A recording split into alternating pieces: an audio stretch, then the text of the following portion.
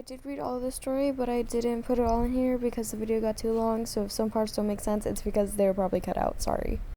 What is up, LED Gang Fam? Today I am reading one of my friends' story. Oh, you can't see that. But I'm reading one of her stories. She had to do this for class. I also suck at reading, so we're about to see how this goes. I'm a little nervous, but you know, it's okay. Also, just my hair isn't gonna be good right now. It's a cold winter day in London, England. The date is 1927. Dang. November 6th. Duncan Hall, a composer, sits at his desk. It's early in the day to where it's still dark out and not a person is heard or a single bird chirping. Ooh, I already like it already. Might be a little biased. As Duncan works and works, he finds himself in a con-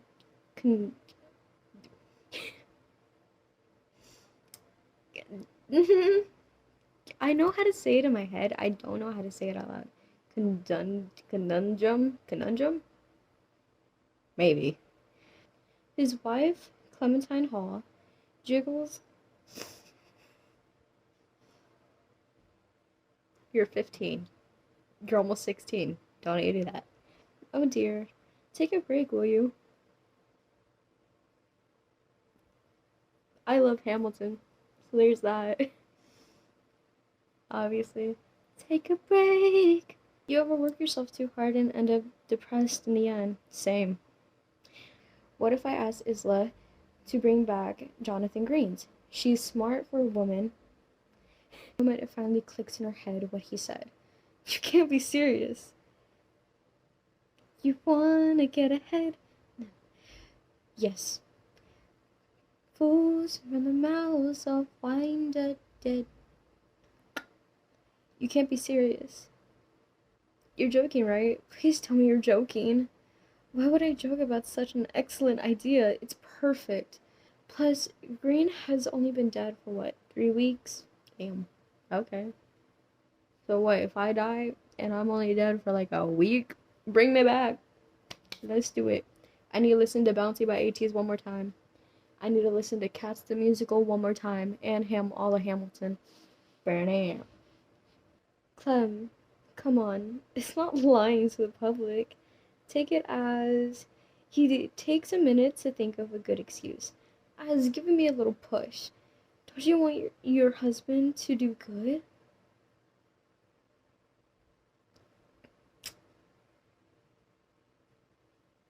I don't know how I feel about this.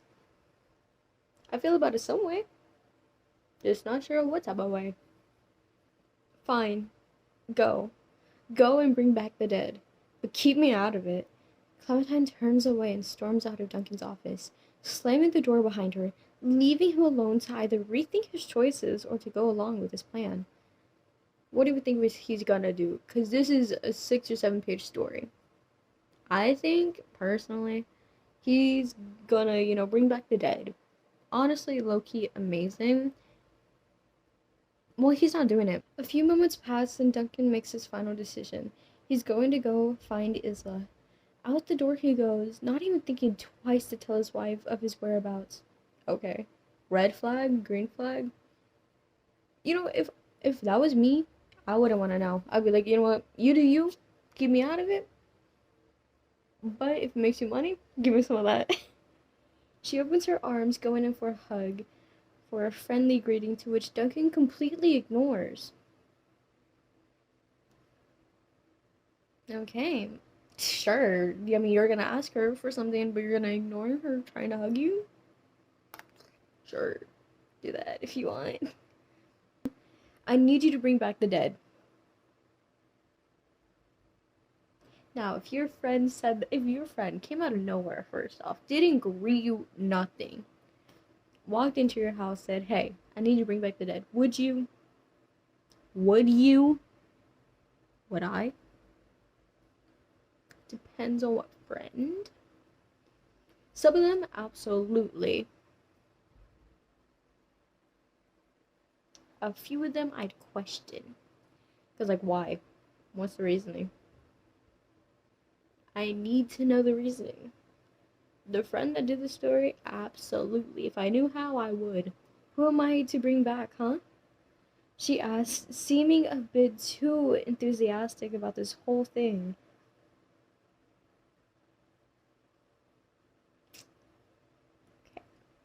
Okay. I have some feelings about her now. Like, at first I liked her, because, you know, she was cool. I liked her name.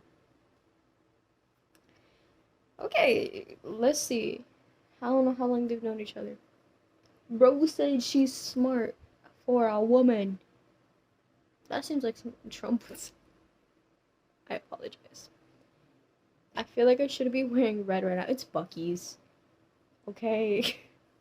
Maid looking laboratory. It's a lobotomy. Okay. This was to get my raw reaction. This is my raw reaction. Also, I think I like popped my shoulder or something like that. He's like, you beautiful genius, you. Duncan shouts, bursting into her lab, yelling with joy as he looks for the previously dead man. Wait, his clothes dirty and dusty. Man, I need glasses. Dusty! From being in a casket for 3 weeks. Bro has been dead for almost a month.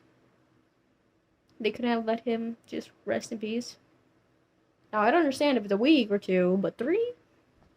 Come on, do better. Green looked around, confused, unsure what's happening at the moment. She didn't tell me there was any French in this. Duncan's eyes light up as he remembers something. My wife knows French. She could help us She said, first off, and I quote if I'm not mistaken, she said, leave me out of it.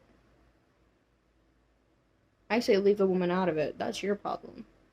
I need you more than ever right now. Please, will you follow me? I'd be scared he's leading me to my death. But sure. You know what? Sure, I'll follow you. I married you. Sure. I didn't marry him. But, like, does she follow him? Hold up. Let's read. He looks at her with almost pleading eyes, hoping and praying she'll say yes. Clementine looks at her pleading husband, not sure what's happening, but all she knows is that her husband is in need of her, and it's her duty as a wife to be there for him. Greatest of wives. Greatest of women. At least that's what she's always been told. Lead the way, she exclaims, determined to help him whatever's happening right now. Duncan smiles with excitement, takes Clementine's hand in his as he pulls her out the house into the busy streets of London and straight to Isla's house. Does she know about Isla? Yes, she does. Because he mentioned her. Okay, she does. Making sure. Clementine's reaction to it being the what? Being the what? We need to go to the next page, apparently. Isla, come here, mate. Mate. Meet my fluid and French beauty of a wife. Now she beautiful? They both beautiful? Not saying you can't find other women beautiful, but like...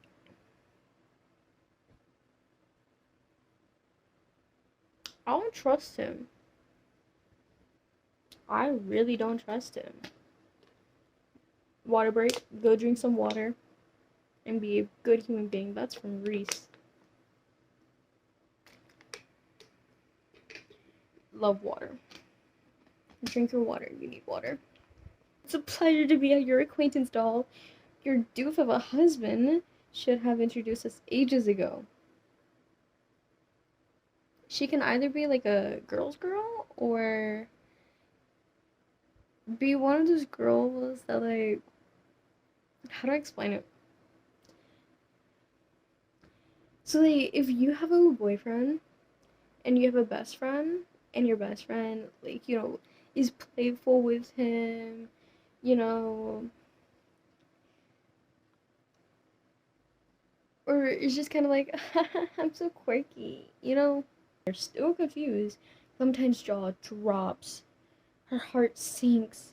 She turns her head to try and hide herself from him, to which Duncan gently moves her head back to the side.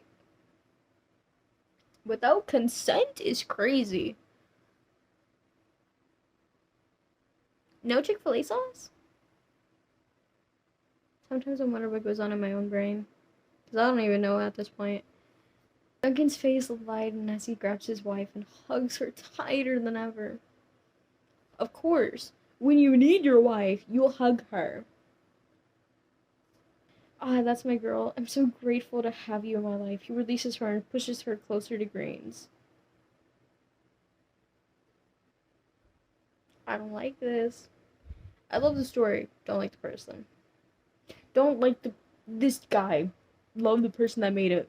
Language with Duncan and Isla being clueless about the entirety of the conversation. Literally my friend when I speak Spanish. I don't speak it fluently, but I know like a certain amount. She hates it. That's where the interesting part comes in. His wife is the one who writes his music. Women! We love women. We need women. Okay? Ooh. We love women. We need them. Stop taking away their rights. Duncan's eyes widen. His jaw drops. Finally. Now he can't speak. I'm sorry. He stands there speechless. He feels like his whole life shatters before him. His idol is a fraud, lying to the people. Remind you of anyone? Don't take it as lying to the people. It's just giving him a push. Giving him a push. Okay. To do with your husband, Jonathan Greens. Eden's face drops slightly. She then opens the door a tad bit more, allowing them to enter and to talk to her about her supposed to be dead husband. Once they're all in and settled down, Duncan, of course, is the first to speak up. Of course, men. Are you the real writer of the Greens musicals? He asks, completely jumping to the point. Eden chokes on her tea she was sipping and looks at him with wide eyes. Dun dun dun. You're the writer, my dear. Why is his name written all over your lovely and breathtaking art? Breathtaking work. My bad. My brain. Duncan asks. Eden looks at him and sighs. You want to know the whole truth? Fine. She takes a deep breath. Women don't get as much respect as men do. They could create the most wonderful things and get shunned for it just because they stepped out of place as a housewife. That's the reason why I allowed my husband to take the credit for my work. Months pass and Duncan stands on top of a large stage, a huge crowd in front of him, applauding him. He takes a bow and walks over to a microphone, waiting for the large crowd to hush. Once they finally do, he begins to speak. Thank you, everyone. Your enjoyment is greatly appreciated, and I do deeply hope you enjoyed every part of this production. He pauses for a moment, looking at all the lovely women in the crowd. But I couldn't do it alone. Firstly, I would like to thank my beautiful wife. That's how it should be. Who's been there for me even when I haven't been the greatest to her. I would then like to thank my good friend Isla, my bad, Sizza, the smart and witty gal who always helps me whenever I needed it. And finally, I would like to thank. You have to go to the next page. I need to thank Miss Eden Green, the true creator of every Greens musical and productions you know and adore. He finishes, stepping to the side slightly, an arm out, telling her to come out from backstage. When she does, the crowd lets out soft and quiet gasps. Eden walks over to Duncan and faces the crowd. Duncan continues, everybody, this Eden Greens, the recently passed Jonathan Green's lovely wife. Now you may be wondering, what do I mean she's the creator of the productions? Well, I'll give her her voice and let her explain. Okay, okay. What's that word? Character development. Love it. Love to see it. Yippee. We need this. Eden takes a deep breath and approaches the microphone. Hello, everybody. I know you all may be confused, but I'm here to finally clear things up once and for all. She takes one more deep breath. Yes, I am the creator of the Greens musicals you see. I know it has my husband's name written all over it. But my husband was a French man. He could not speak English. I, on the other hand, can. I allowed him to take my work and publish it under his name for the sole reason that women just are not as respected as men are. And that was the only way we could make our living. I understand that you could be mad, still confused, or even dumbfounded. But I only tell you the truth. She finishes stepping back from the mic.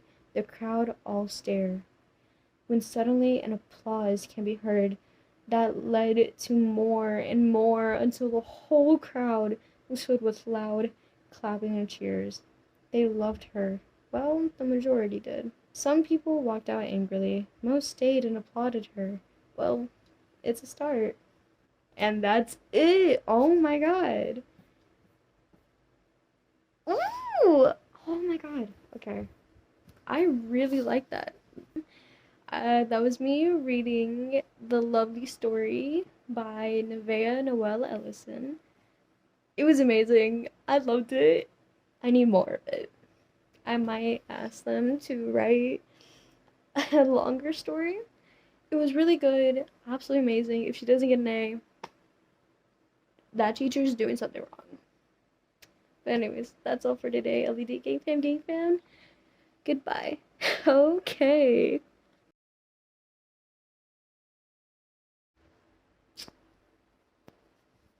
What is up, LED? What is up, LED Gang Fam? Today we are reading one of my friends' story that she did for her English class. It's 6 pages, so bear with me, please. But anyways, let's get right into it.